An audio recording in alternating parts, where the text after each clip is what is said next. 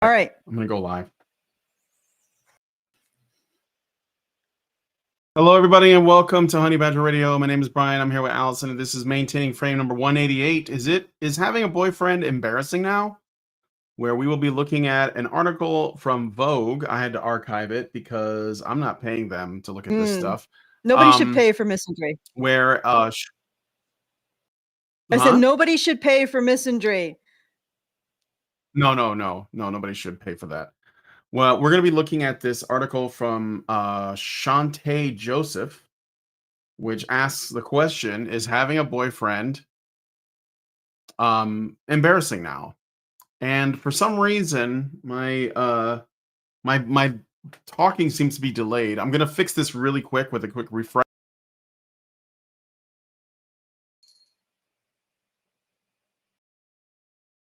All right, I'm back. Yes. Yeah, it's just I don't know why this happened, but we should be good. Okay. Coincidentally, Void Cat appears just article, as you have technical difficulties.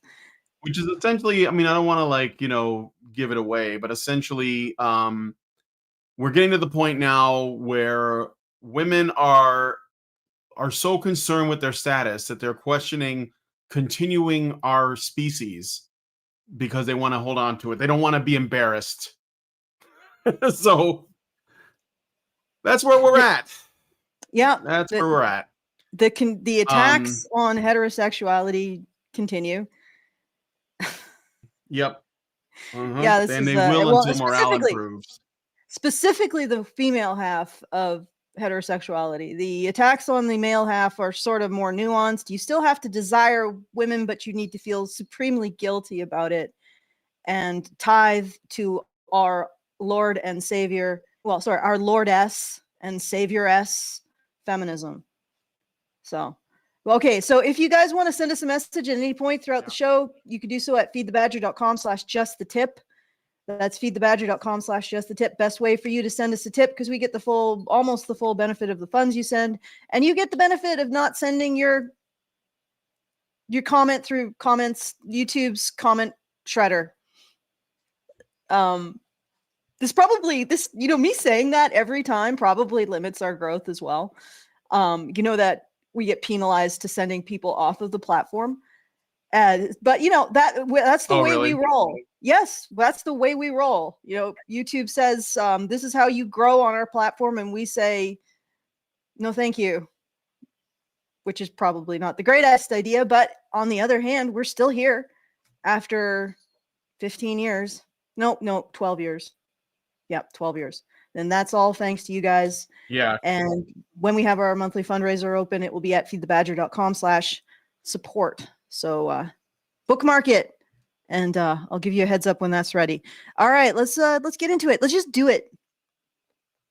All right, let's just read this article. So, all right. If someone so much as says my boy on social media, they're muted. There's nothing I hate more than following someone for fun, only for their content to become my boyfriendified suddenly. This really is probably because. Okay, let's these are fairly long paragraphs, so I think we're gonna have to go for like 2 sentences and then stop, because we can't do that. I'll stop after every 2 sentences. Just tell me what to do and I'll do it. So okay, yeah. All right, so they're pushing. I just read 2 sentences. This is propaganda, guys. And again, this is the relentless march of presenting men as unsuitable partners, unsuitable companions. Because I don't know why we are doing this. I mean, you could say tell us in the chat, why has our society decided that women should not pair up with men? Why is that? Why are we doing this? Why is Vogue writing this article? Like, why? Why are you pushing this? And again, this is not, oh, men are abusive, men are sexually aggressive, whatever else, which is also, both of which are also false, and I have the stats to prove it. This is simply, oh, you're just going to be so unfashionable. If you have a boyfriend, you're so unfashionable. We're just going to shame you. We're just going to make it socially nosh. Is that how you say that word? Nosh? We're gonna make it a Gauche? social faux pas. Gauche, yeah. We're gonna make it a social faux pas to be associated in any way with those plebs. You know, like, so they've gone past, oh, they're dangerous. They're dangerous to you, ladies. And also they're a net negative. They do all this expectation of emotional labor, and they're going to force you to be a bang housemaid. And now we're just going to socially shame you if you even think about it. Like, this is the party of single women, the party of old maids. Shut up. Just shut it. Yeah. Exit stage right. Okay. Next. All right. Continuing. This is probably because for so long it felt like we were living in what one of my favorite Substackers calls boyfriend land, a world where women's online identities centered around the lives of their partners, a situation rarely seen reversed. Bullshit. Bullshit. Yeah, it's just that men don't tend to, in my experience, men don't tend to want to use their partners for social media clout. At least not as much. I mean, maybe some feminists do, but for the most part, they center their lives in terms of, I don't know, building the patio that she asks for, making sure she has the house she wants, making sure, she has time to do her hobbies, supporting her in her life choices, all of that crap. That's how men center their lives around women. Women apparently center their lives around men by making them jump through hoops and then showing the results on TikTok. You notice that? It's like, it's not okay. He really wants something, so I'm going to put some money aside to save up for it so I can get it for him for Christmas or his birthday. It's not stuff like that. It's like, okay, little doggy, can you jump through this flaming hoop that I discovered on TikTok? Oh, you did. Ha ha ha ha. Oh, look how my boyfriend is so awesome. Like, that's not centering your life around your boyfriend. It's centering your social media clout on for what you can make him do. I've seen this stuff. I've seen it. All right, if I'm completely out of line, I'm sure we have any female watchers, I'm sure a few of you are losing your shit over what I've just said. But really search your feelings. Search them. And think about the TikTok content you've seen. How much of it is, oh, I'm saving up to get my boyfriend something he really likes? And how much is, look at the shit I can make my boyfriend do? Come on, search your feelings. Yeah. Search your logic. Oh, no, wait, don't do that. We might never see you again.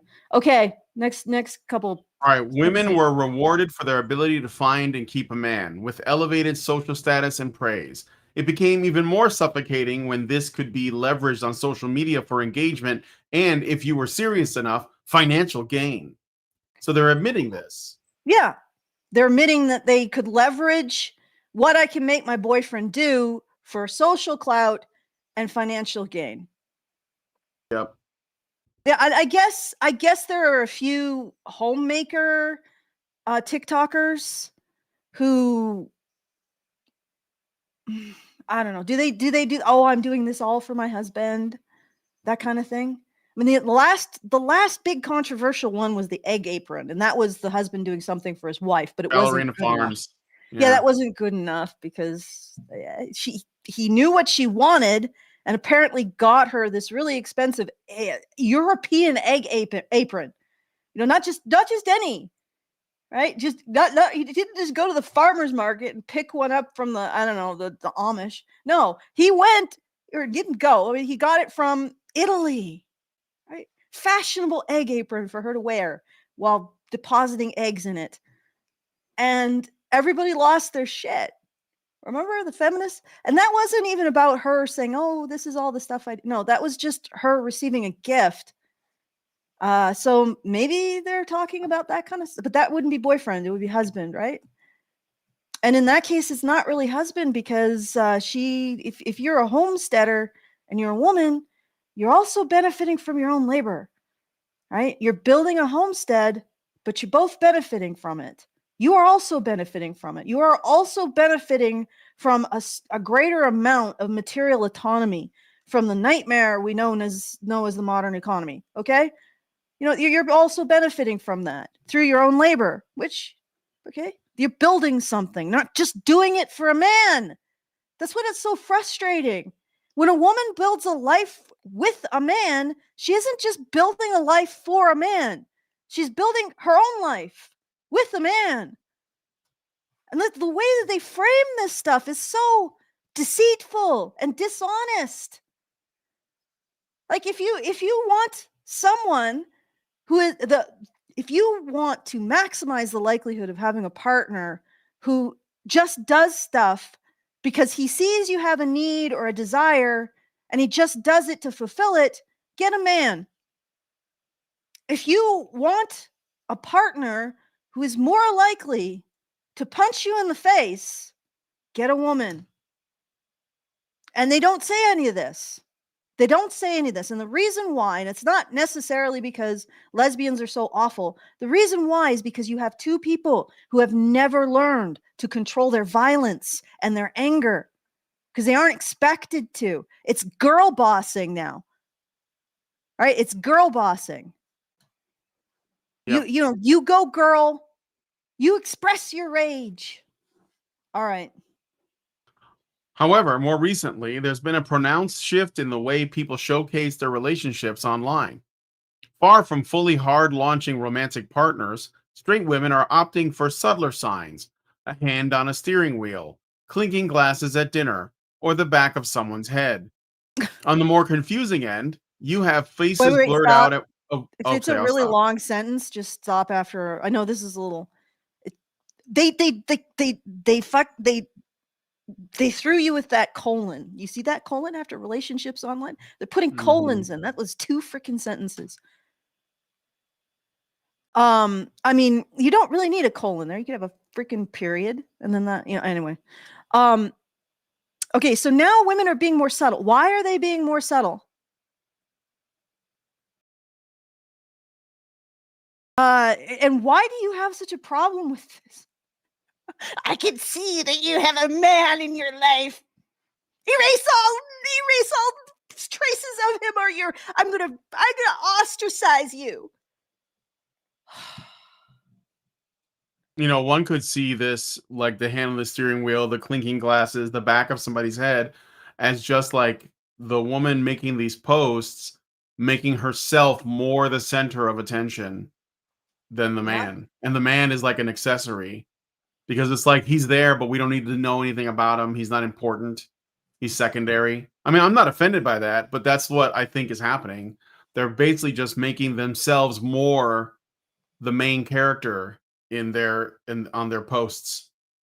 Yeah, but the fact that they what would be the solution here? Just completely edit out his existence from her life entirely? Yeah, but I mean, if you're talking about men in your posts. If you or making are references to them.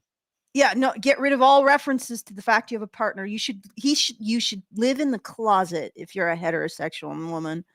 Your partner should live in the closet and only come out when you say. Like, what the hell is this? Like, who looked at this and said this should be published? Mm-hmm. This should be thrown out into Thotosphere. Okay, because this is Femisphere content, right? This is contempt and hatred for men and having relationships with men. And of course, yeah, but I don't even think the Manosphere has contempt for women or relationships with women. So it wouldn't. It's not even really like a. Yeah, but it is Femisphere analog content. for that. I'm not saying it's analog to Manosphere, but it's Femisphere. Yeah. It's the Fempire content. Yeah, it's the Fem Death Star. Well, I'm just saying, like I can see how some people would try to make the equivalence, but this is a lot. This is a lot more anti-human. Yes, than this the is Manosphere ever was. Overt contempt for the existence of men and relationships with men.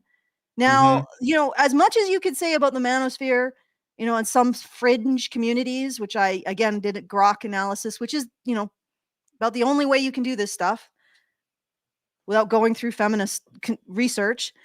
You know, there is fringe communities that express misogyny similar to the average feminist, but for the most part, the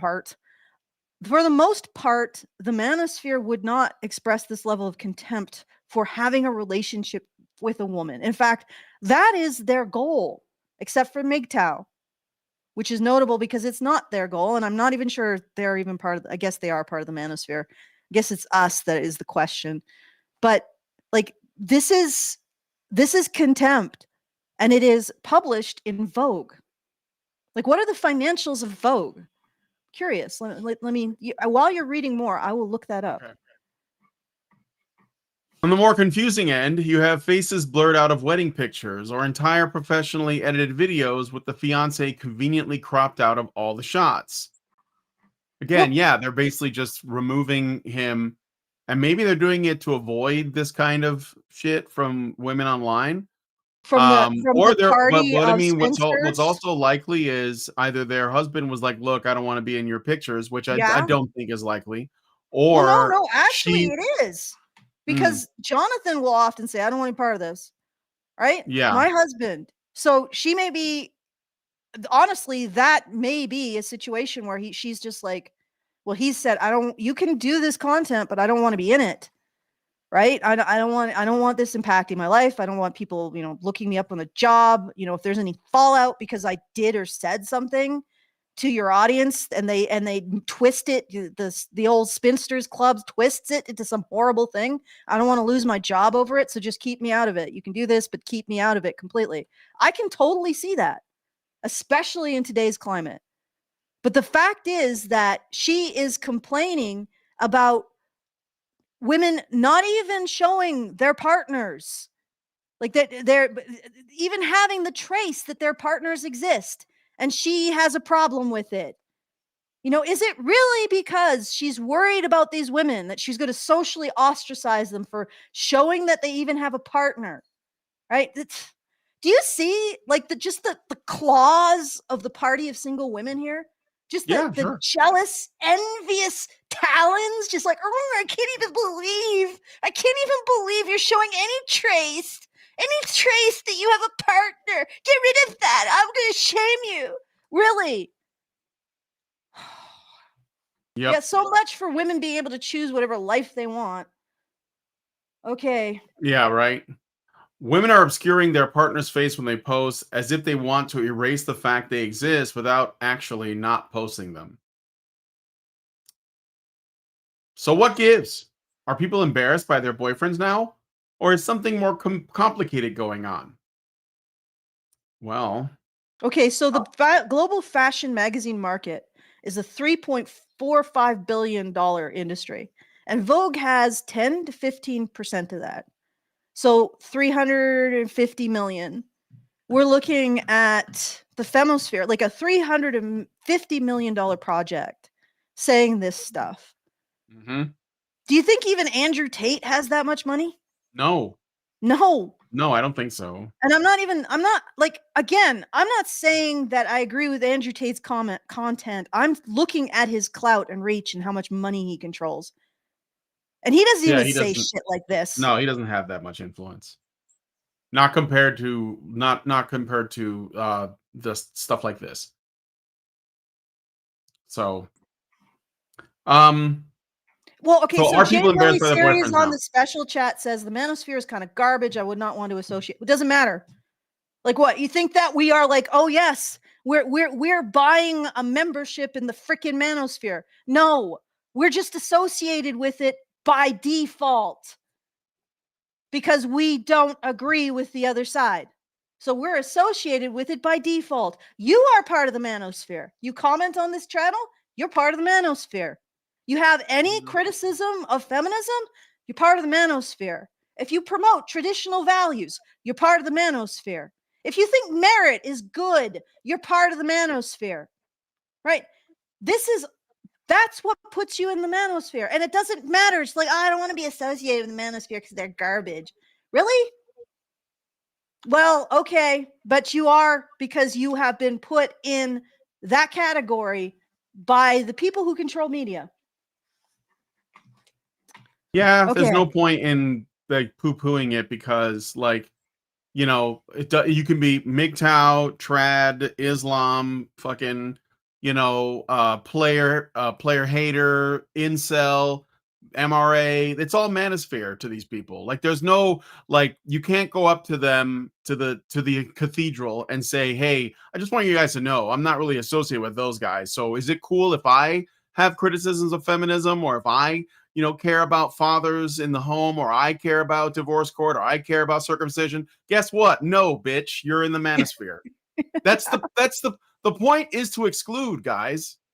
These people are not, like, they wouldn't be open to these ideas if only they came from the right folks.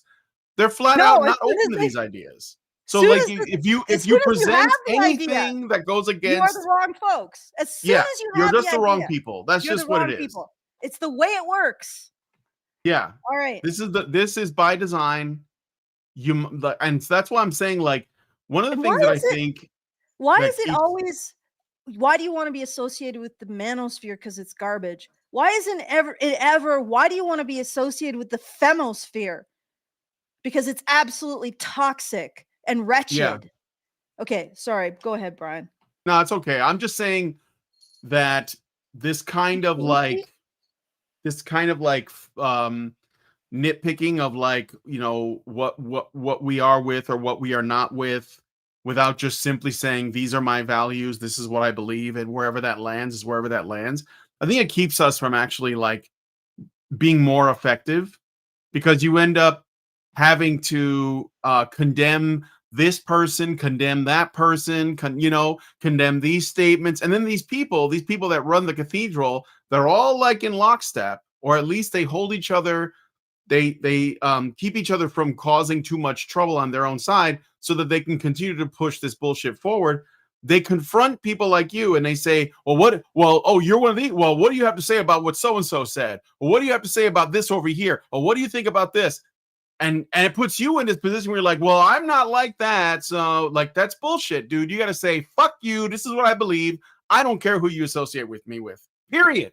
It's the only way. And the people that actually have those, you say, hey, I heard that you said some controversial things, but look, guess what? Do you believe these things that I believe? Here are the values I think really matter. Do you agree with these? Cool. Let's hold hands and let's take these motherfuckers out. That's how you get things done, guys. That's the only way.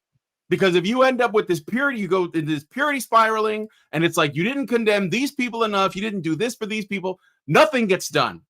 Yep. And I'm kind of tired of it. I really am. I'm kind of tired of it, because our opponents are getting shit done. They push forward no matter what. And if somebody steps out of line, guess what? They either get kicked to the curb immediately, and then they push forward anyway, or they tell them, you stand here, you stay lockstep, because we're all moving towards the same goal.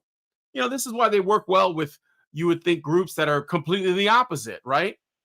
Like Islamo-fascists working with the LGBTQ G mafia. Well, not because they agree on anything except what they are trying to destroy. So they lock hands and they go do it.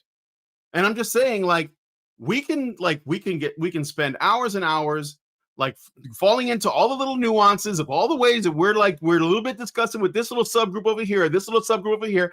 Guess what, though? That ain't gonna help. We just need to say, you know what? Do you want to destroy feminism? I want to destroy feminism. Let's destroy it together, and then we'll work out our problems after that. That's how I see it. Or even let's just keep to these issues that we advocate for. This is what we're about. But I mean, our enemies are going to connect us with people anyway. So what I'm saying is, we have to stop caring about those connections. We have to drop that and say, I don't give a shit. Like, that's it. Like, oh, well, you think you're like so and so. I don't give a shit. I'm not even gonna condemn that person. I don't give a shit. They're over there. That's fine. That's not my problem. You're my problem. That's how you got to do it. So yeah, unfortunately. The thing is that, and also, these people aren't really, like, allying with us. So we can spend all of our time using what platform we have to actually discredit people that we are not responsible for platforming in the first place, and disavow them, or we can continue to pursue the values and the principles that we pursue. Right? Does the yeah. media have to answer for the fact that they platform who they platform in the manosphere, or what they term the manosphere, and we're included in that, even though the manosphere itself wouldn't include us.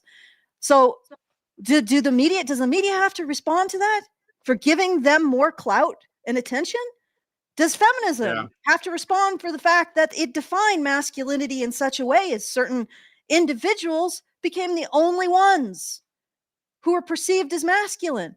Like, the only pro-social masculine quality left to men is pleasing women physically with their bodies. It's just passingly pro-social. It's the only thing left to them. And what do we see? Those men are being put on a pedestal by the media. And then they turn around and say, well, disavow them. Well, I'm not responsible for them.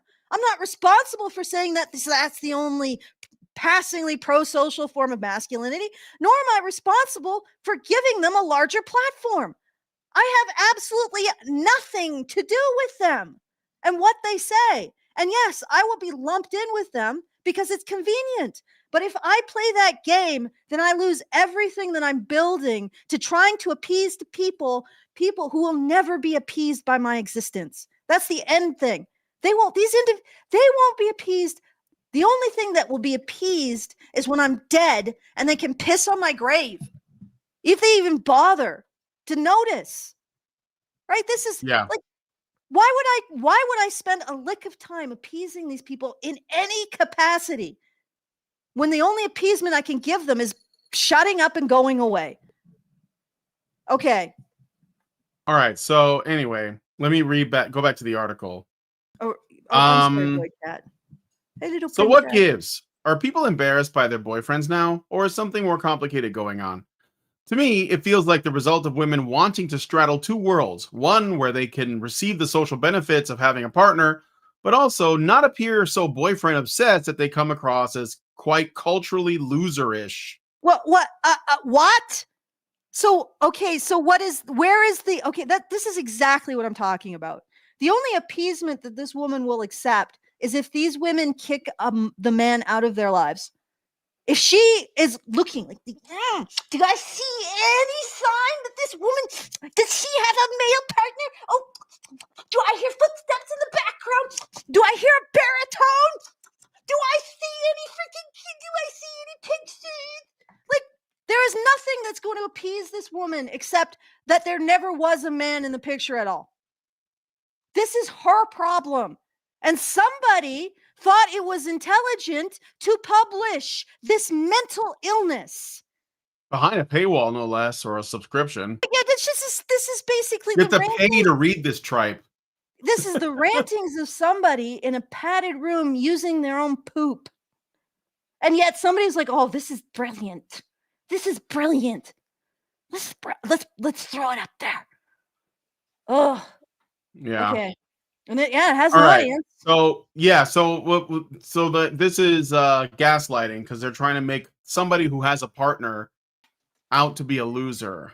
Yeah. As though like that's not like a win condition. That's not a W for that person if that's what they're looking for and that's what they managed to get, especially if they're like going on dates and like doing things together and posting it online and getting married and starting a family. No, that's all loser behavior, guys. Did you guys know that? If you're single and childless, you're a winner if you're a woman. If you're a man, you're an incel and a loser. Mm-hmm. So anyway, this is like gaslighting and sort of like, but not just gaslighting the women who are happy in relationships, but also themselves into thinking that they're actually happy despite not feeling happy. So, okay, anyway. They want the prize and celebration of partnership, but understand the norminess of it, says Zoe Samudzi, writer and activist. The norminess of it. Is it okay to be normal? I mean, I think we should strive to be normal on some level. Yeah, I don't think I'm normal, but I don't. This is inane. Again, we're talking about a woman who simply has and if you live with a dude, there's going to be stuff that indicates that you live with a dude. Right? There's going to be stuff. You know, he'll occasionally walk in the background. You might see a shadow. You might hear footsteps. You might see pictures on the wall. Right? Like this is an attack on the very idea of a woman being with a man. Period. And they've gone through every other way of attacking this relationship between men and women. And it is an attack on the relationship between men and women. They won't be happy until men and women have no relationship at all whatsoever. And I said this 7 years ago, longer than that this is what they're after. And I've had confirmation recently that this is indeed what they're after. They decided in the 70s to redefine the relationship between men and women to benefit feminism, to benefit this massive society-ending grift, right? And this is more of that. They've gone through domestic violence, sexual assault, emotional labor, the bang maid phenomenon, everything else. And now they're just saying, hey, no, well, you're just uncool if you have a man. And again, there's nothing that these women could do because there is going to be evidence that they have a man in their life if they're doing any kind of content in a shared space with a man. So the only way to deal with it is to get rid of them entirely. Mm-hmm. Or just create a new space where you purge. You're like, no, you can't walk anywhere near it. No, you can't speak. No. Okay. All right. And why? In other words, in an era of widespread heterofatalism, women don't want to be seen as being all about their man, but they also want the clout that comes with being partnered.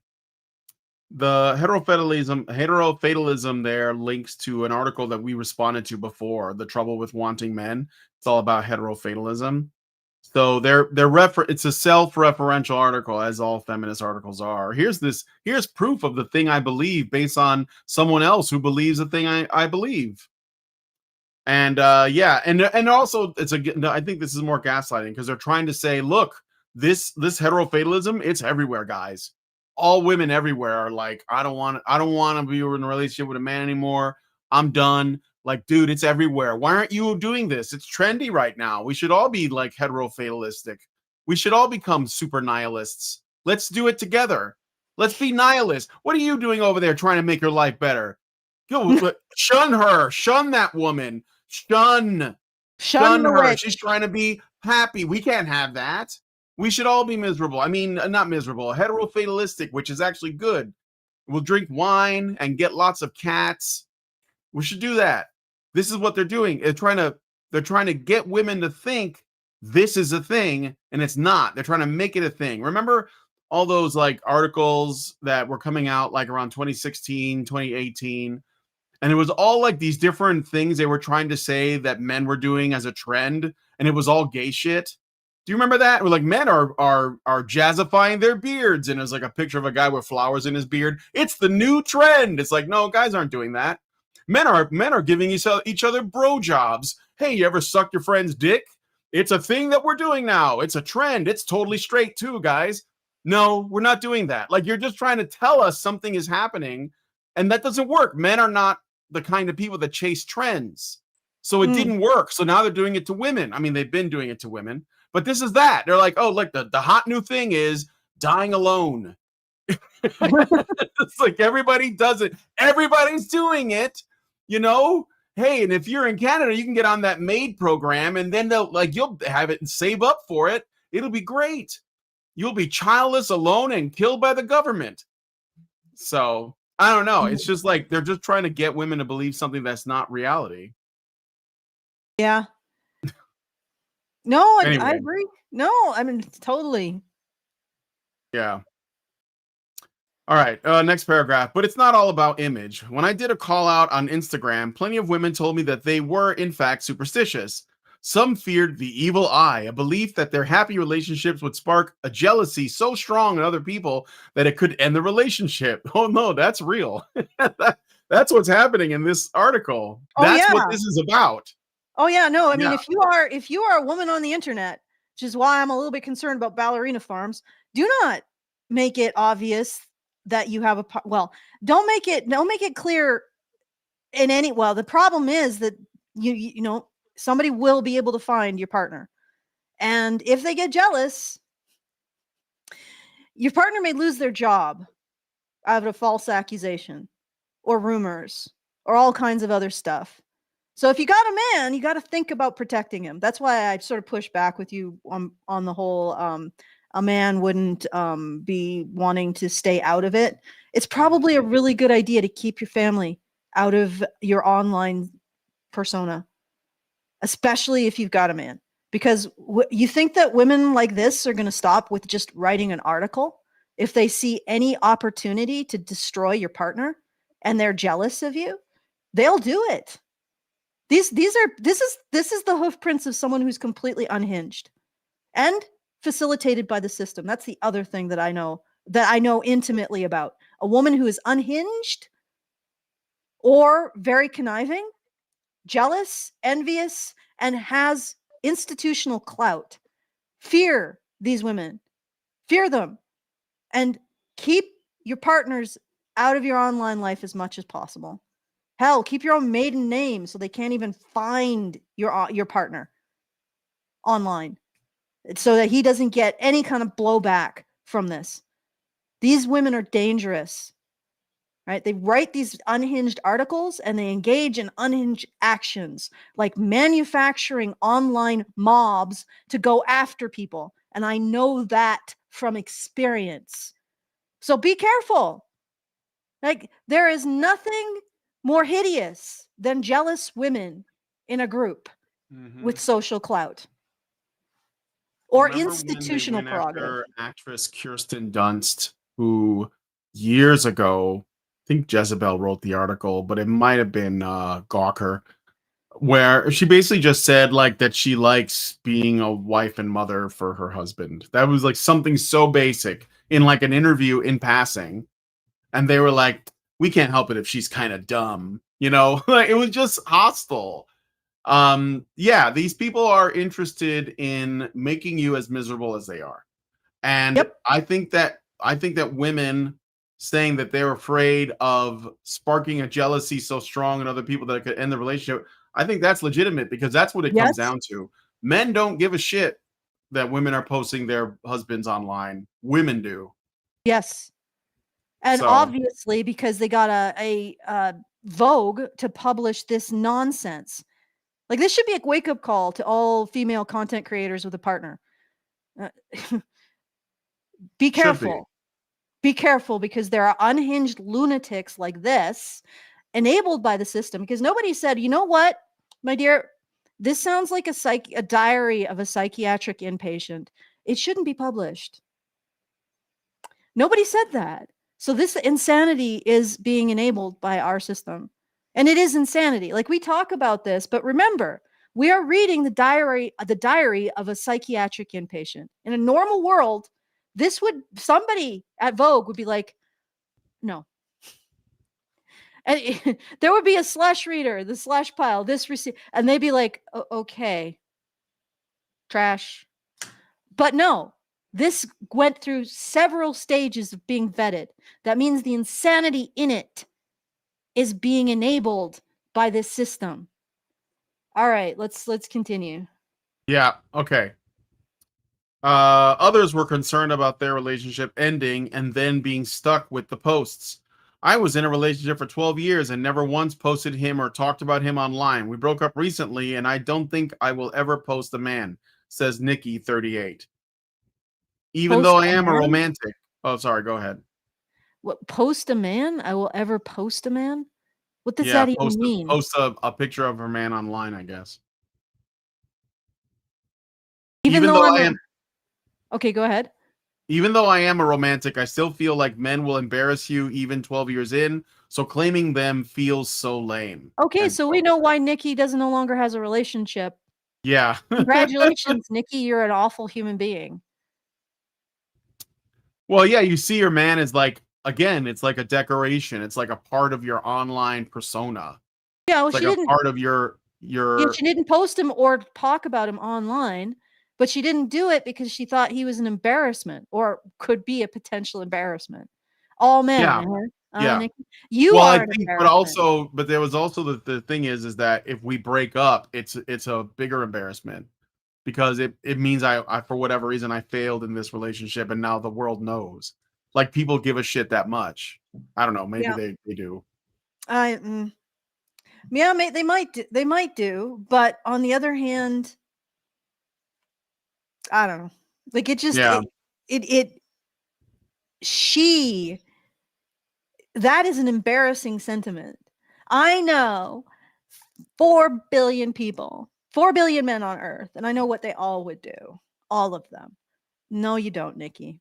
You don't even probably know what 125 men would do. Hell, you probably Mhm. didn't even know what your boyfriend would do. Otherwise, you'd still be with him. Okay, that catty All comment right. for the day done. But there was an overwhelming sense from single and partner women alike that, regardless of the relationship, being with a man was almost guilty thing to do. On the Delusional Diaries podcast, fronted by New York-based influencers Hallie and Jazz, they discussed whether having a boyfriend is lame now. Okay, Well, I guess if the Delusional Diaries podcast says it, it must be true. but also if that is the case, then your article is contributing to it. So you are saying, "Wow, these women feel guilty. How can I make it worse?" That's a good thing. That's a good thing. Women should feel like having a partner is lame. They should feel guilty about it. They should be humiliated for having a boyfriend or a husband. Insanity. Okay. All right. Um, why does having a boyfriend feel Republican? Reads the top comment. Okay. We got to answer that. You mean it feels like it is tradition like it and again, I've said this. Now traditionalism is just a man and a woman having a relationship. That's it. Yep. That's traditionalism. Any kind of relationship All between right. men and women is far right. It's part of the Yep. manosphere. Okay? If you're a woman with a boyfriend, you're part of the manosphere. And you can continue to try to appease people who will find anything to shame and ostracize you and throw you into the manosphere bucket. But it's a loser's game. All right. Yeah. Boyfriends are out of style. They won't come back in until they start acting right. Read another with thousands of likes. In essence, having a boyfriend typically takes hits on a woman's aura, as one commenter claimed. Oh You know, my I'm not god. surprised. Honestly, Brian, I know you're saying that this is being top down pushed, but would not be surprised that the women who are infested with this nonsense, this feminist framing of the relationship between the sexes, which is a substantial, I think it's actually a majority of women now. They would embrace stuff like this. And the No, funny thing I is well, this is the work is basically nearly complete. yeah. Yeah. And the funny thing is that this is happening as men turn away from women. So now they're Yeah, they're sour we're grapes, right? preemptively rejecting men. Yeah. Yeah, we've Well, gone we don't past want the you where are anyway. all the Y'all are men? dusty. Why are the men who I would reject no longer interested in me? Now we're at boyfriends are so passe. Like we pre-reject the whole sex. You don't even have to approach us to reject you. We pre-reject you. Fucking Yeah, this is so much childish insanity. it is. All right. Just find somebody you like, Hits a woman's aura, grab them, ladies. and batten down the hatches because life is not always great. But at least you'll have somebody to weather the storm with. Mm-hmm. Okay.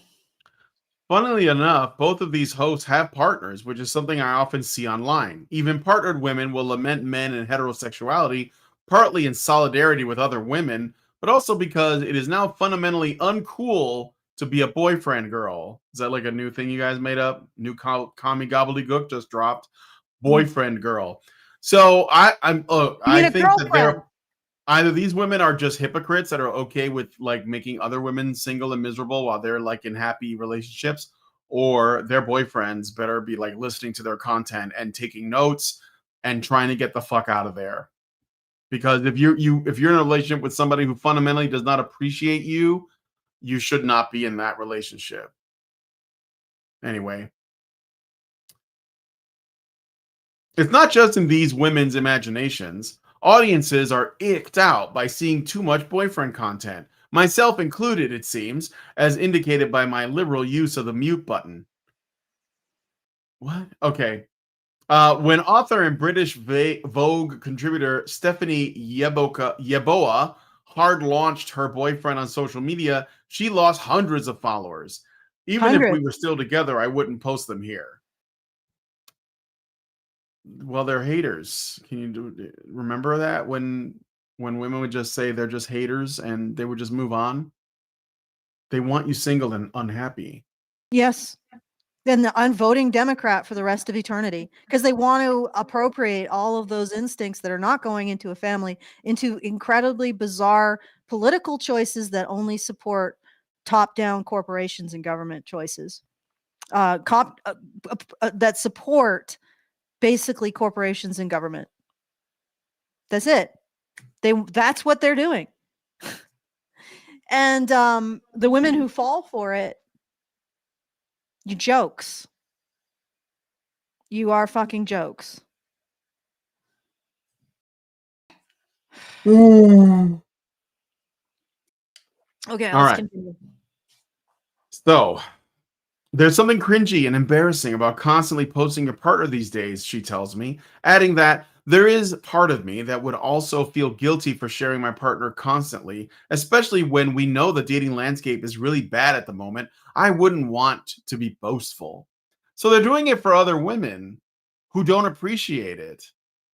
Again, this is another one of these things that men are really not a part of, but they're just like, in the area of effect damage. Who is the They're woman just who wrote this?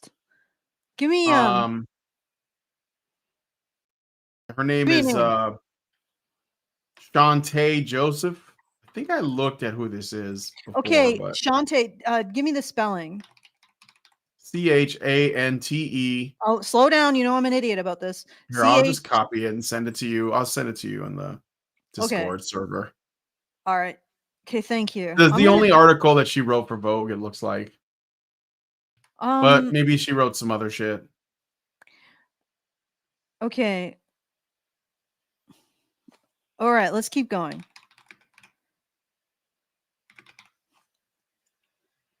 Yeah. Okay. So, yeah. I wouldn't want to be boastful. Sophie Milner, a content creator, also experienced people unfollowing her when she shared a romantic relationship. This summer, a boy took me to Sicily. I posted about it on my subscriber section, and people replied saying things like, "Please don't get a boyfriend. He took you to Sicily." And you're like, I don't want to upset my. Wait, is she like taking a little bit of pleasure in making her audience of women angry, and then like kind of humble bragging on Hmm. this post? Because she starts with, "This summer, a boy took me to Sicily," which A I think boy. is like a flex, and then says, "I posted about it on my subscriber section, so like all of my followers saw it." And people replied saying things like, "Please don't get a boyfriend." So I basically I got a man that took me on a trip to a foreign country. I shared it on my online. I have subscribers that watch. I have the clout, and I made some of them angry at me, jealous actually. So she admits that her content perhaps becomes less exciting when she's in a relationship. Being single gives you this ultimate freedom to say and do what you want. It is absolutely not every woman, but I do notice that we can become more beige and watered down online when we're in a relationship, myself included.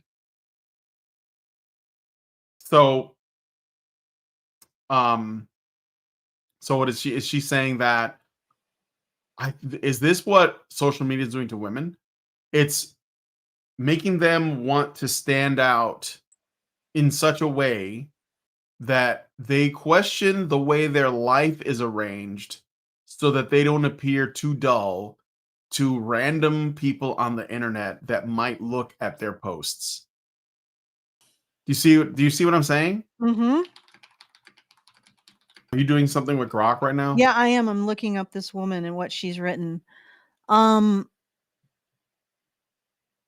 probably agree with you, but I apologize I did not hear it. All right then. I'll just keep going. Okay. From my conversations, one thing is certain. The script is shifting. Being partnered doesn't affirm your womanhood anymore. It is no longer considered an achievement. And if anything, it's become more of a flex to pronounce yourself single. I stopped because of the semicolon. Okay. So, well, we're all embracing being a loser because being able to manage a long-term relationship is a skill that you just don't have. Let's be Yeah. honest. It's not always easy. It's usually fulfilling, but it's not always easy. And you guys don't have that skill. Right? And I'm actually done with this because the fact is that the pressure of the party of single women on everything politically, on the shit that they put into office, on their ability to constantly support the worst kind of actors and corporations and governments, it's getting unsettling. Okay. And I think that the disenfranchisement of women may be because that other cultures throughout time have seen the rise of the equivalent, the party of single women, which is likely harems. And they saw what it did to politics and society and the functioning of the economy and the underpinning meritocracy that's essential for an economy. And they realized it's not a good idea. And so they fundamentally made sure to shame and get women partnered to avoid the creation of the party of single women. But also, I mean, if we just look at the thesis here, the best thing you can do if you want to invest in your happiness is have a long-term relationship with a man. Full stop. And keep that man for your entire life. Full stop. That's the very best thing you can do. Plus have children, right?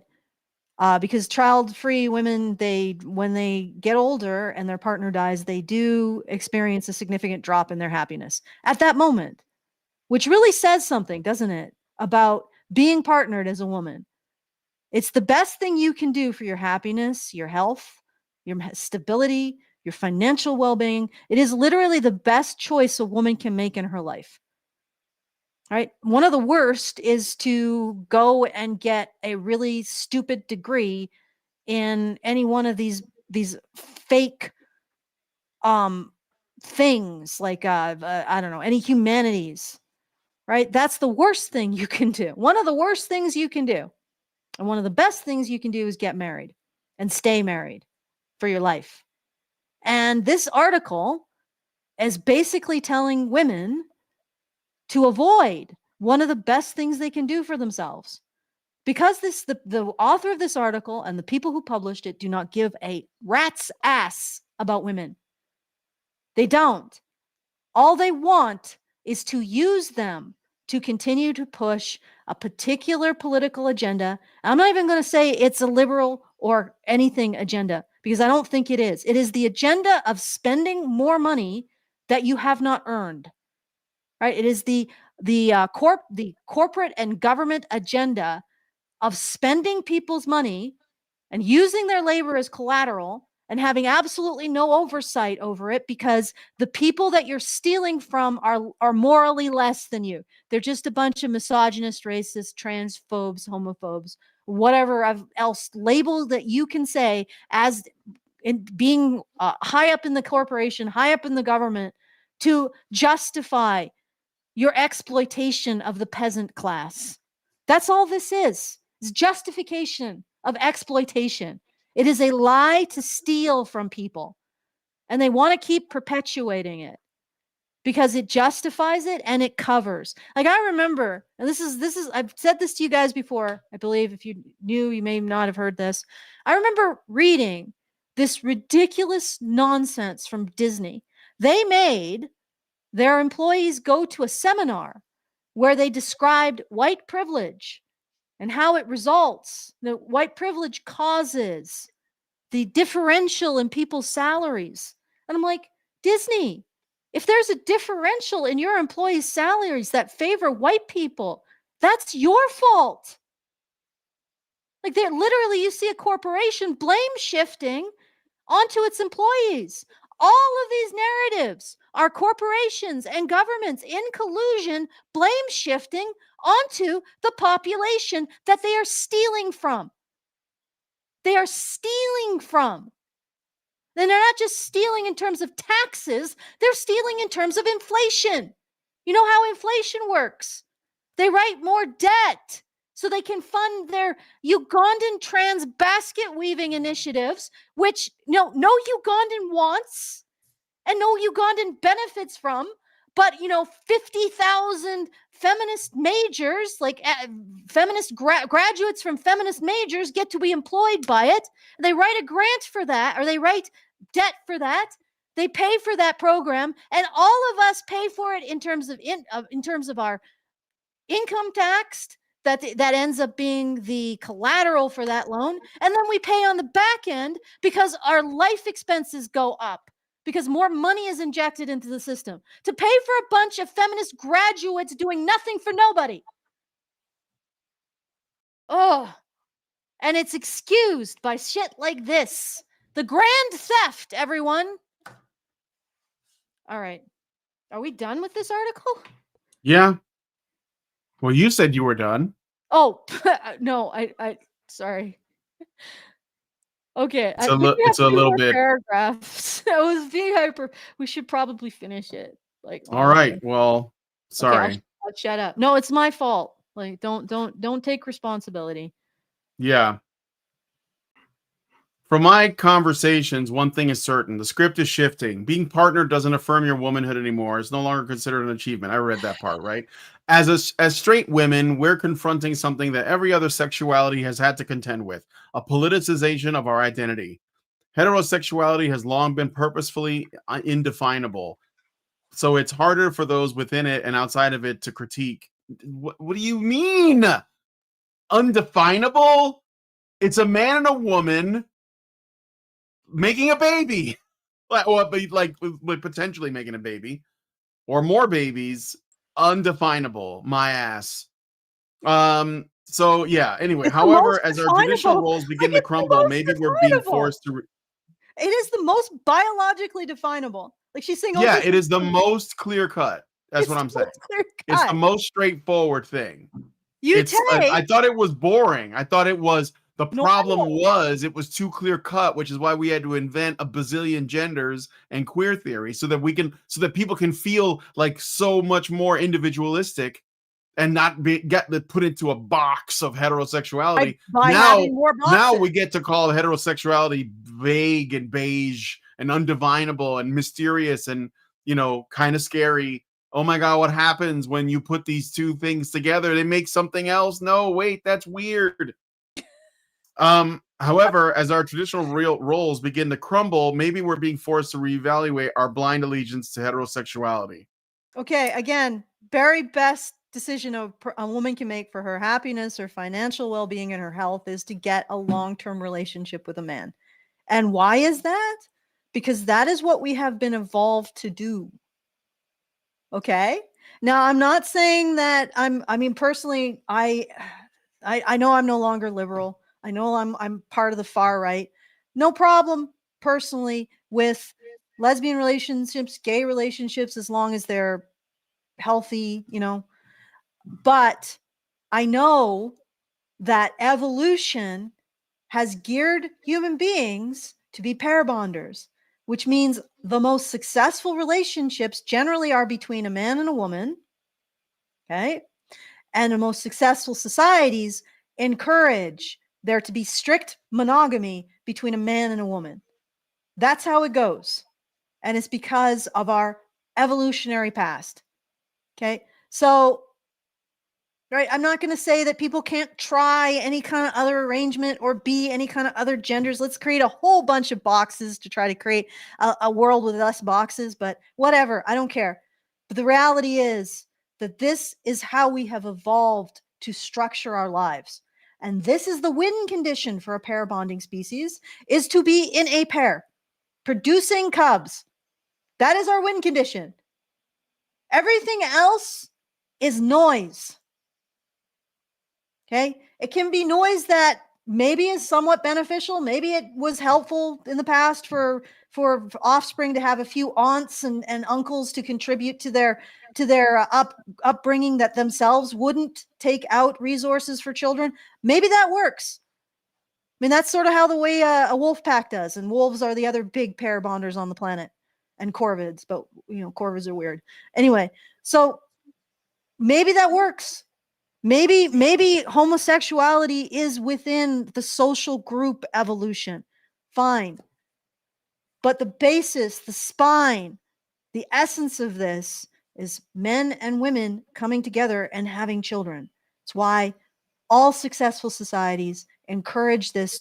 The most successful societies encourage the most strict monogamy. They do whatever it takes to make as many men and women in relationships as possible, and strictly in those relationships with each other. One man, one woman, successful society. One man, one woman, successful relationship. Yeah, you can't get away from it. Right? And if we decide, as a society, decide to start warring against that relation, why am I even saying start? If a society, we are well into the war against that relationship. If a society decides to start to directly engage in war against that relationship, then that society is done for. One thing that I haven't seen answered yet is whether or not queerness, being gay, being trans, or being bi, or whatever, is something that you are born with, that is inherent, or if it is socialized into you. And the reason why is because these activists, they change the rules on that. I remember Lady Gaga's song Born This Way, and I said, oh, okay, well, I can accept that. But now that's not the thing anymore. Now it seems like there is a socialization, or at least people who used to say you're born this way are also open to socializing and conditioning children and people into it, which is why there were articles put out by like Gawker and The Cut that would be like, hey, have you given your friend a blowjob as a man? And I thought, well, okay, so are they saying it's socially engineered now, or is it biological? And the reason why I'm bringing this up is really, really simple, okay? If it's socially engineered, then that's what this person is engaging in with women. Mm-hmm. And I think that it wouldn't be a problem for us to have an opinion on that one way or the other, whether we're for it or against it. But that is something that you can do. If it's biologically determined, then there's no point in having an opinion on it, because it is what it is. But right? you can make women miserable by getting them to make false choices. Right, but that's the thing, though. They can only make a false choice if you believe in the grooming thing or the conditioning thing. And if you believe in it, then you might try it. But like, this is what I'm saying. Like there's nothing defined, and it's on purpose. This is meant to be vague, to cause problems, to cause confusion, and but I think that the caveats, like the whole, well, if you're gay, that's okay, that's your business. Like, I'm not doing that anymore. Like, if you're gay, then there's nothing I can say that would change that. So why do you care what I think? But if it's socially conditioned, which I don't think that you would agree it is, like, if that's how you feel, then like, why would you want other people telling you how you should be? So this is like a kind of a non-starter discussion anyway. And this person is engaging in a kind of attempt at social engineering of women. Yeah. And it's like, okay, but so then it's not biological. Then and you're opening a Pandora's box too, because if you say this stuff is socially conditioned, then guess what? There's like didn't we used to do, kind of anti-gay like shock therapy? Like we're just going to bring that back then, right? Because you're saying it can be moved around, it's malleable. So it's either determined or it's not. And that what I'm saying is that you're engaging in one of these things right now. If you're a lesbian, whoever wrote this article, then be one. I don't care. But you're trying to convince everyone else to do it too. And that makes me wonder if you're actually happy. I don't think you are. Yeah, misery loves company. Well, yes, just to misery loves company. That, I think what is conditioned is where we take a positive identity, and I'm going to explain that. Heterosexuality, as a defined concept, originates from German psychology, like a German psychologist in like the 18th century, 19th century. It is the idea, and originally it was something that was intended to describe something that was not considered psychologically normal. So what was considered normal was a man's sexual desire for his lawfully wedded wife in a Christian system. That was normal. Heterosexuality was seen as an excessive desire for women outside of that situation. So what was normal was that your sexuality is put in service of your family and the church. I wonder if Christ is a word that gets your video flagged on YouTube, probably. Really? So who knows? So it would be in service of your family, in service of your church, in service of your community. And any sexual desire outside of that would be considered sinful and wrong. So that psychologists often would create these kind of psychological categories around things that were perceived as sinful. And of course, there was also homosexuality, which had, was completely wrong.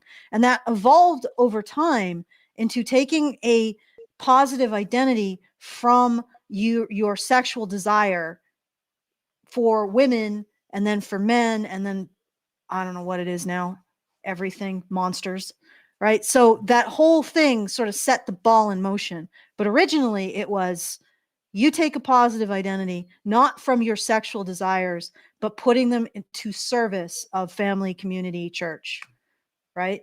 Sure. And Yeah. then that is, I think, socially malleable, right?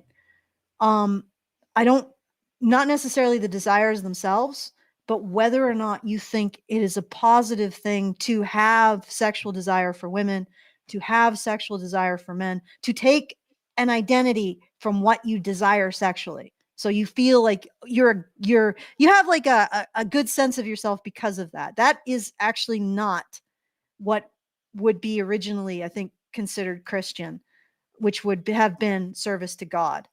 So, I mean, that is malleable. The desires themselves, probably not, but how you judge them in relation to your social, like your social identity is. And that's why, and I remember this way back when, people who were conservative, and I've seen like waves and iterations about this and how it's changed over time, would say that being gay is a choice. And they were right. Choosing to indulge your sexual proclivities instead of putting your sexuality in service of family and church is a choice. And they would say, just make the correct choice. And it was not, so Lady Gaga would say something, I'm born this way, to defend against that. And now that conservatives have generally don't talk about that because the argument has changed, now they're going with, oh, we're all conditioned, socially conditioned, because that's more beneficial to whatever they're pushing. Exactly. Right? Yeah. Okay. It changes because it needs to. Yep. And the rules don't matter. Yep. Yeah. It's all feminine oriented. It's like based on context and empathy and not like logic. So yeah. And the thing is that probably the sexuality does have a genetic component, although, and this is interesting, apparently there's more of a genetic component with rape. So genetically, rapists are more genetically distinct from normal men than gay men are from straight men. So if we want to go with genetic components, then realistically, men who rape should be in their own weird category of sexuality, more than even gay men. So the attraction to non-consensual sex is an orientation. Please don't create a movement. Is more of an orientation than being attracted to consensual sex with an adult. I just wanted to put that out there. Yeah. Okay. All right. So now I'm moving on. Obviously, there's no shame in falling in love, but there's also no shame in trying and failing to find it or not trying at all. Well, so no shame in falling in love, but we're going to shame you for the consequences of falling in love. This is just like covering their own ass. Yeah, Be no like, doubt. look, I'm one of those people that's for all the good things, none of the bad things. So if I said something that made you feel bad, I didn't actually say it because I support only the good things and you feel bad, and only the bad people who say bad things can do that to you. So it couldn't have been me. And It in must fact, have you're a been bad somebody person. else who was bad. Probably Or a you're a man. bad person. Yeah. Good All right. Lord. And as long as they're openly rethinking and criticizing heteronormativity, having a boyfriend will remain a somewhat fragile or even contentious concept within public life. This is also happening alongside a wave of women reclaiming and romanticizing their single life. So It's not interesting. romantic. No, it's not, but they're, hold on a second. So gynocentrism is a problem because it is the romantic model that's been overlaid on top of the way that men and women relate to each other, and it's based on an illusion. It's not real, right? This idea of romantic chivalry and romantic love that's based in these like stories of fantasy that are very like let's say aspirational but not realistic. And this is like where like it used to be the case. So I'm trying to like parse this out because I think that where she's going is almost like the next step of gynocentrism, which is heterofatalism, right? I think that's what she's saying. So like before gynocentrism, we had men and women got together out of a necessity for survival, out of a necessity for the species to continue, as a business decision that would join two families together like they were companies so that you could like increase your productivity in the family, right? You have a bunch of kids and they worked on the farm or wherever. If you were a craftsman in the village, they worked in your business, and you would marry your son to a neighbor's daughter, and it would be set up for them early, and the love they felt was built over time, but they usually knew each other. So like it wasn't like the way we meet the opposite sex today, where we're on apps or we go to like, we may meet them at work or in school. We're talking about people who lived within, proximity to each other, and they were around each other a lot, and they got to know each other. And it was usually, and there are still societies that do that, right? Like even in America, there's like, if you're in a rural enough area and there's like not really a lot of access to like the cities, you're going to like be around the people that you're around, and you're probably going to marry those people, and you're going to start families with those people. And at the time, the romantic model of the man bringing everything to the table and the woman being the table didn't exist, right? If I'm wrong, cut me off and let me know. And that was all because there were dowries and stuff, right? We used to do that. Then we got into the romantic model, and I don't want to blame anything. Like people will say, "Oh, industrialization or whatever." I don't know if that's true because I think we could like continue to adapt the same thing and just bring it over. But what happened was we started to adopt a concept of romantic chivalry, and that was gynocentrism, where the woman didn't need to bring anything. And I think that it was kind of like an elitist thing that regular women got into, and it was done through our culture, in our art, in our literature, in plays, etc. And then we all started to absorb that. Like chivalry as a concept existed, but it wasn't something that was just for women. It was like a code that men had. You know, it was like a code of honor. This is why like guys would get knighted as though it was a big honor, not because of something to do with women, but there was inherent in that like the duty to protect the people weaker than you, which makes sense again for a society to survive. The men need to be strong and be able to protect the weak so that you can keep having people, right? You don't want all the women to get stolen or the kids to get murdered, so you needed somebody to protect them. So we get the romantic model, and that skews everything, and you get to a situation where Pretty princess. Now the men are taking a knee and they're giving up all their resources, and women are there's less and less put on them, and their lives are made more and more comfortable. And now we've reached essentially peak comfort where women can just vote for communist mayors because they want free stuff, and they're not thinking about the future. And when I look at this, when this woman says, and as long as we're openly rethinking and criticizing heteronormativity, having a boyfriend will remain a somewhat fragile or even contentious concept within public life. This is also happening alongside a wave of women reclaiming and romanticizing their single life. So we went from a thing where women had to bring something to the table to the romantic model where women were the table, to another level of that. The next evolution is women don't need men at all, and they're romanticizing being alone or like hanging out with girlfriends and doing the Sex in the City thing. And I wonder if that isn't like, if she isn't essentially admitting or pushing towards that as like the logical endpoint of gynocentrism. Does that make sense? Yep. Well, it is the logical endpoint. And now they outsource everything to the state. And that's what justifies. Exactly.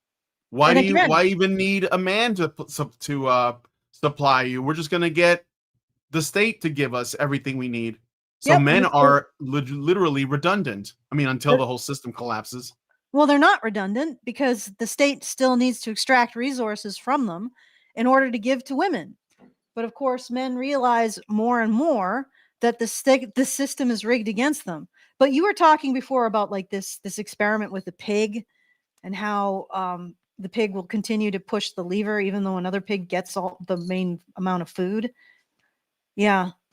You want to describe that? As I think what I remember. Yeah, so there was an experiment where you had a large slow pig and a smaller faster pig, and they would put the lever to release the food pellets was on one side of the pen, and on the other side is where the food comes out. And I think the large pig was male and the small pig was female, but I'm not sure about that, so don't quote me on that. But the results were the large pig would pull the lever for the food to come out, but he wasn't able to get to, and he was the only one strong enough to push it. Okay. I think, but that might not be true either. But he would push the lever and the food would come out, and the small pig would eat most of it, or if not all of it, and the large pig wouldn't get to the food in time. And they would do the large pig would continue to push the lever in the hopes that the small pig would leave him some, I guess. And it never happened. So well actually, wasn't it that the small pig would eat its fill, but it couldn't eat the whole thing? So the pig would keep pushing the lever because at least he would get like a couple mouthfuls. Yeah, something like that. Yeah. It's just been a while since I saw it, but so essentially that's what men are going to be doing. They're going to continue to keep this thing going because they don't want the lights out in their apartments. They want to be able to eat. They want to be able to have heat and everything, but it's not going to be a thriving society. It's going to be a progressively more and more miserable society. And the other thing is that the fake economy will eventually collapse in on itself. And all of the women's jobs in the fake economy, which are basically just the government taking debt out on men's collateral. So the collateral is men's labor. The government takes debt out, gives a whole bunch of women jobs in the state-run harem that men have to pay for, but eventually all of that collapses because the rest of the world no longer wants to underwrite the debt for the world economy, the world reserve currencies, state-run harem. Right? So that is the eventual, like, it may not happen today, it may not happen tomorrow, it may not happen next year, it may not happen in 10 years, but the eventual, all of it will collapse because nobody wants to fund it anymore. Nobody wants to extend any more debt to the system. And then women will have enjoyed all of this extremely expensive independence, supposed independence, for however long it lasts, and then everything implodes, and they get to enjoy the downfall, I suppose. But this is not a system that's sustainable because it requires government debt to sustain it, and that there is a finite limit to that. Yeah. Eventually. I mean, the modern monetary theorists think that you can never run out of government debt as long as you're sovereign and you can print your own money. The only problem is eventually you'll have the rate of inflation will be so bad that nobody can afford anything in your system. And they will be forced to stop using it at that point. Okay? So that's sort of the future. And good luck explaining this to women like the woman who wrote this article. I doubt she has the ability to understand things systemically to comprehend what I'm saying. But she has a vote, so we're all going to be going down this road. All right, so honestly, I think all we'd have to do to correct the voting thing is simply have a single question. You know what that question is? And just ask it of every person once.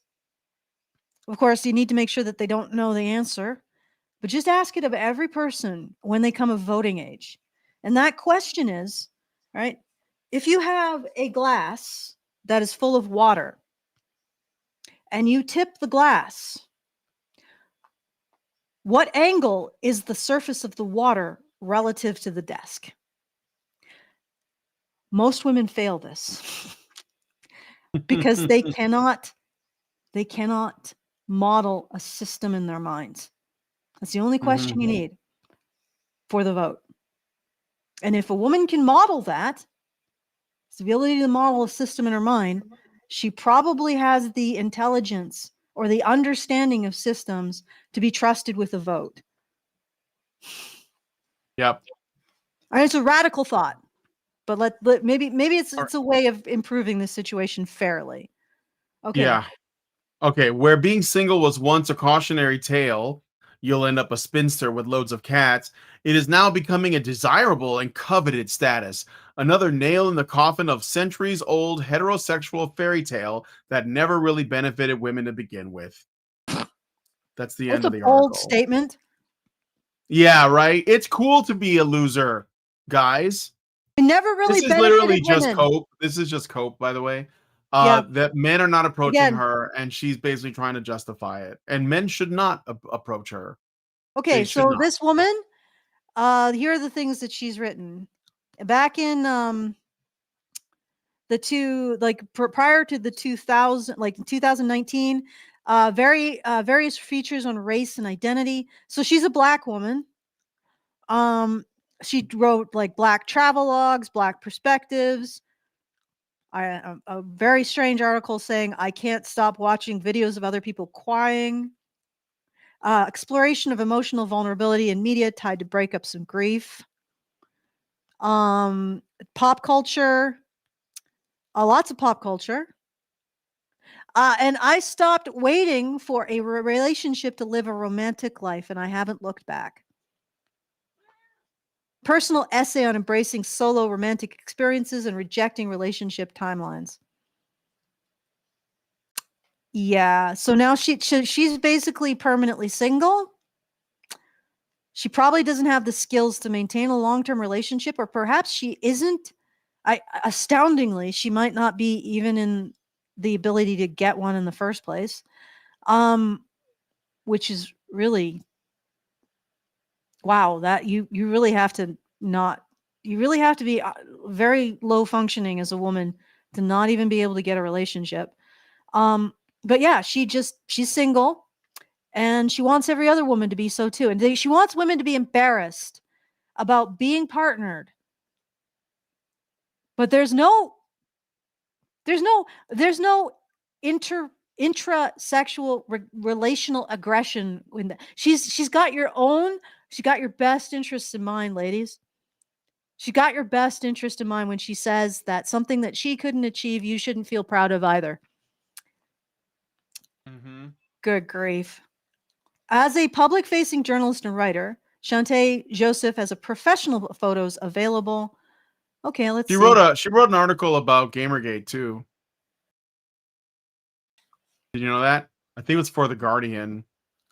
Oh, really? Yeah. Yeah, it's an old one, but she wrote an article about Gamergate. What was the So article?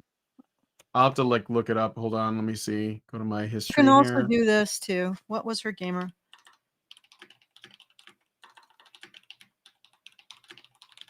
Yeah, I searched her up on Google. I just gotta like find it. Okay, let me see what I got. Hopefully. Joseph's not traditionally written articles specifically on Gamergate. However, she hosted and presented a prominent podcast episode exploring the topic, marking the 10-year Yeah, anniversary. here it is. It's called "Are We Experiencing Gamergate 2.0?" I guess it's pop culture with Shantae Joseph. It's like a podcast. Okay, Joseph examines the lasting impact of Gamergate, an online harassment campaign, and right-wing backlash against female journalists and developers in the gaming industry. The episode discusses industry changes over the decade or ongoing misogyny and signs of Gamergate 2 in the most recent controversies, i.e. harassment tied to game reviews and diversity efforts. It highlights how little has improved for women in gaming with themes of online hate, alt-right influences, and the need for better protections.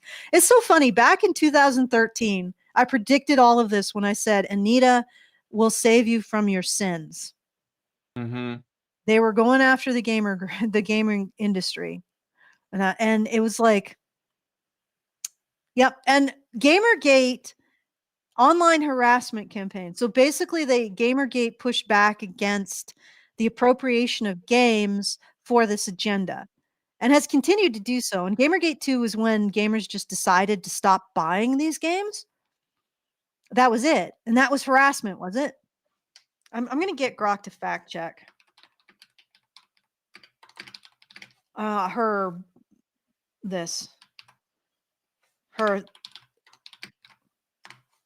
Okay, and I did find some pictures. Not of her. I sent one. She's not really that bad looking, presumably. But so that means the failures I'll are be the judge of entirely. that. No, I know what she looks like. Yeah. It's really look, this is the most flattering image she could find, hence it's online. But if it really doesn't matter that much. Just don't be a bitch. That's all. Yeah, exactly. That's it. Just don't be a bitch. And she's a Okay. bitch. So that makes her unappealing. Sorry. There you go. There's another one. She's British, by the way. She's British, not American black. So she's a bitch with an accent. And it's a waste. She's no the doubt bitch with an it's a waste- accent. Yeah. A waste of an accent, no doubt. Okay. Because the British accent, at least for me, adds a couple of points. I doubt it would with her. It's a waste of an accent. Okay, let me see what Grok has said. Overall, the statement is a faithful, concise summary of the episode's content. Is it accurate?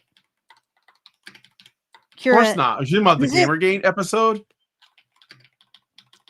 Of course not, Allison. The only thing that's been accurate in describing Gamergate has been Gamergate itself, and Grokopedia has been pretty good. So Grok says, no, the podcast framing of Gamergate is an online harassment campaign and right-wing backlash against female journalists and developers as a widely accepted mainstream media narrative, but it is partial, oversimplified, and contested.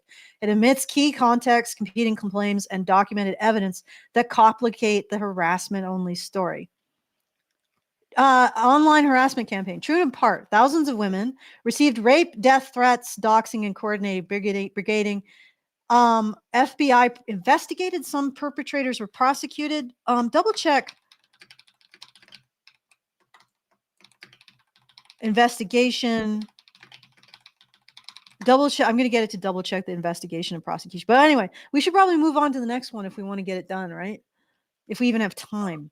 Well, I only have like less than half an hour before I gotta go. So How many time codes did you get from her? a few. I mean, do you like this could be its own show, honestly, but Really? you see, well, yeah, I got like we're thinking of covering a queer Kiwi on a man who detransitioned.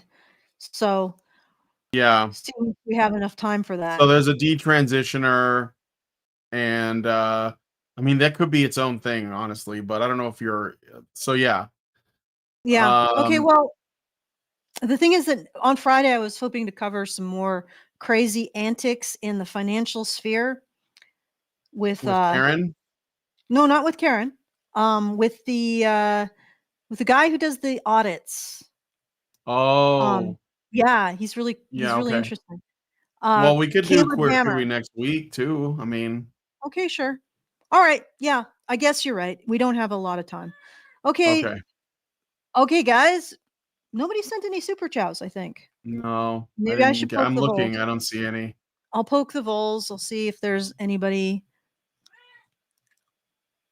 Okay. Nope, doesn't look like it. All right. So again, if after the show, you can still send us super chows and extend the conversation and be heard at feedthebadger.com/justthetip. That's feedthebadger.com/justthetip. Link should be in the low bar as well. And we will have the monthly fundraiser out at some point, probably soonish. And that will be at feedthebadger.com/support. All right. So yeah, I'll just hand it back to you, Brian. Okay, well, if you guys like this video, please hit like, subscribe if you're not already subscribed, hit the bell for notifications, leave us a comment, let us know what you guys think about what we discussed on the show today, and please, please, please share this video because sharing is caring. Thank you guys so much for coming on today's episode of Maintaining Frame, and we'll talk to you guys in the next one. Men's rights activists are machines, dude. Okay? They are literal machines. They are talking point machines. They are impossible to fucking deal with, especially if you have like a couple dudes who have good memory on top of that too. Holy shit, you're fucked.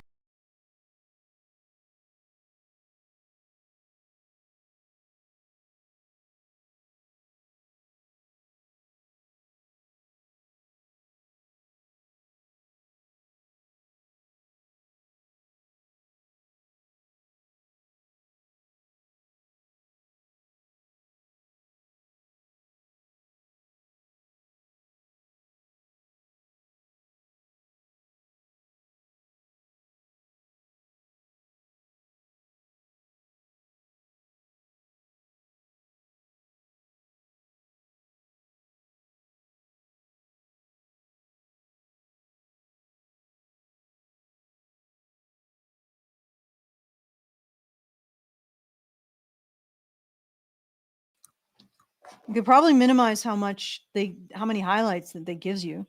Keep it to a few. Like just the most important bits or the most viral worthy bits. That's what